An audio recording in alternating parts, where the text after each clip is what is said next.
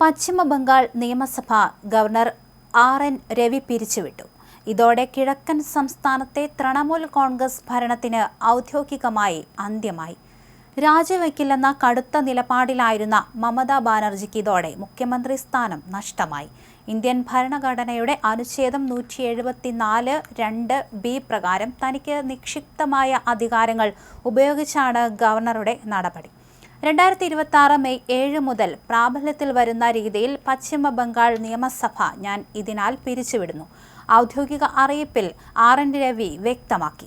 ബി.ജെ.പിയുടെ ഉജ്ജ്വലമായ വിജയത്തിന് പിന്നിൽ വോട്ടുകൊള്ളയും EVM അട്ടിമറിയുമാണെന്ന് ആരോപിച്ച് 71-കാരിയായ മമതാ ബാനർജി തന്റെ മുഖ്യമന്ത്രി കസേരയിൽ കടിച്ചു തൂങ്ങാൻ ശ്രമിച്ചിരുന്നു. തന്നെ പുറത്താക്കാൻ തെരഞ്ഞെടുപ്പ് കമ്മീഷൻ ബി.ജെ.പിയുമായി ഗൂഢാലോചന നടത്തിയെന്നും ബി.ജെ.പി വിജയിച്ചത് അധാർമികമായിട്ടാണെന്നും അവർ അവകാശപ്പെട്ടിരുന്നു. ബംഗാൾ സർക്കാരിന്റെ കാലാവധി ഇന്ന് അർദ്ധരാത്രിയോടെ അവസാനിക്കുമായിരുന്നു. ഇനി പുതിയ മുഖ്യമന്ത്രി സത്യപ്രതിജ്ഞ ചെയ്ത് അധികാരമേൽക്കുന്നതുവരെ ഗവർണർ സംസ്ഥാനത്തിന്റെ ഇടക്കാല ചുമതല വഹിക്കേണ്ടതുണ്ടെന്ന് മുൻ കേന്ദ്ര ഗവൺമെന്റ് സെക്രട്ടറി ജവഹർ സർക്കാർ പറഞ്ഞു.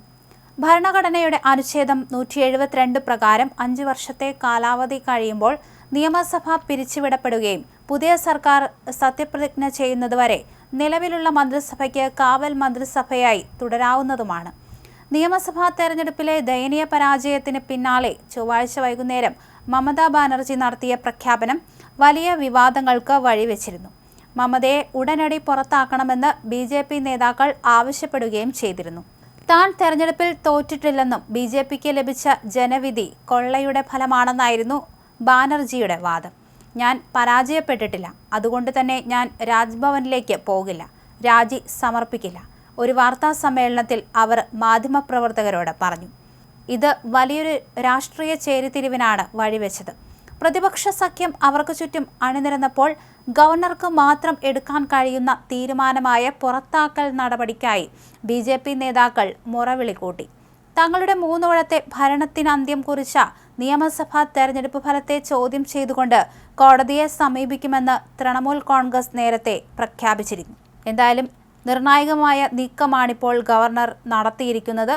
താൻ ഒഴിഞ്ഞു പോകില്ല എന്ന രീതിക്കായിരുന്നു മമതാ ബാനർജി ഇവിടെ തുടർന്നുകൊണ്ടിരുന്നത്. എന്നാൽ തന്റെ നിക്ഷിപ്തമായ അധികാരങ്ങൾ ഉപയോഗിച്ച് ഗവർണർ ഇവിടെ നടപടി സ്വീകരിച്ചിരിക്കുകയായിരുന്നു. എന്തായാലും നിയമസഭ ഞാൻ പിരിച്ചുവിട്ടിരിക്കുന്നു എന്നാണ് ഗവർണർ വ്യക്തമാക്കിയിരിക്കുന്നത്. വോട്ട് കൊള്ളയും EVM അട്ടിമറിയും ആരോപിച്ചായിരുന്നു മമതാ ബാനർജി ഇത്തരത്തിൽ പ്രതിഷേധം നടത്തിയത്. എന്തായാലും ഇപ്പോഴിതാ നിയമസഭ പിരിച്ചുവിട്ടിരിക്കുന്ന ഒരു തീരുമാനമാണ് എടുത്തിരിക്കുന്നത്. ബംഗാൾ സർക്കാരിന്റെ കാലാവധി ഇന്ന് അർദ്ധരാത്രിയോടെ അവസാനിക്കുമായിരുന്നു. അതിന് മുന്നോടിയായിട്ടാണ് ഈ ഒരു തീരുമാനം എടുത്തിരിക്കുന്നത്.